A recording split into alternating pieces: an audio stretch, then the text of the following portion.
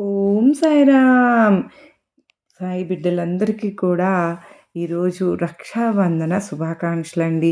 షిరిడీలో అత్యద్భుతంగా సాయినాథునికి మనందరము కూడా రాఖీ కట్టి, మనందరము బాబావారికి మరింత దగ్గర అవ్వాలని చెప్పి మానసికంగా మీ అందరినీ తరపున కూడా బాబావారిని నేను కూడా కోరుకుంటూ ఉన్నాను.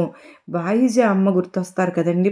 ఫస్ట్ మనకు అమ్మ, ఆ తల్లి బాబావారు ఇంటికి భిక్షకు వచ్చినప్పుడల్లా తల్లి బాబావారిని లోపలికి వచ్చి కూర్చోండి బాబా అని నా కళ్ళ ముందు ఒక్క 2 ముద్దలైనా తిను తండ్రి అని తిని వెళ్తే చాలు అంటూ ఎప్పుడూ బ్రతిమలాడుకుంటూ ఉండేదండి.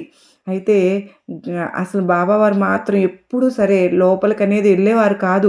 గడప అవతలే తప్ప ఏనాడు ఎవరింటి లోపలికి బాబావారు వెళ్ళిందే లేదు. అలా కూర్చుని భిక్ష స్వీకరించిందే లేదు. లోపలికి వెళ్ళేవారు కాదు బాబా అసలు.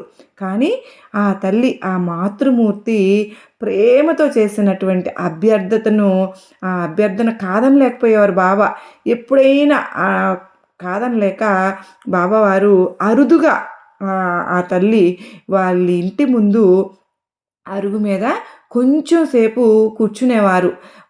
అంటే వరుసగా వాళ్ళ ఇంటికి ఎన్నిసార్లు వెళ్ళినా సరే ఆ తల్లి బాబావారిని ఎప్పుడూ కూడా ఉట్టి చేతులతో పంపించలేదండి. ఆ తల్లి ఇప్పుడెప్పుడు బాబావారికి ఇది పెడదామా అని చెప్పి ఒక తల్లి బిడ్డను చూసుకున్నట్టుగా ఉండేదనమాట. ఆ తల్లి ఎంత పరుగున వచ్చి మనం అందరం చచ్చెత్తులు చదువుకున్నాం కదా! భోజనం పెట్టడం కోసం ఆ తల్లి అడవులకు మరీ వెళ్ళి బాబావారికి స్వయంగా తన చేతులతో తినిపించి మాత్రమే మరలా ఇంటికి ఎంత టైం అయినా సరే వచ్చి భోజనం తీసుకునేదనమాట. అట్టా బాబావారిని ఒట్టి చేతులతో ఏ రోజున పంపించకుండా బాబావారి భిక్షకు రాగానే పరుగున వచ్చేసి బాబా జోలిలో కనీసం ఇంత ఊరగాయో అప్పడమో తెచ్చి పెడుతూ ఉండేది. ఎన్నిసార్లు వెళ్ళినా కూడా ఆ తల్లి బాయిజా అమ్మ బాబా ఆమెను తన సోదరిగా అనేవారు. అంటే బాబావారు స్వయంగా చెప్పేవారు సోదరి అని చెప్పి, నా సోదరి అమ్మ నువ్వు అని చెప్పి.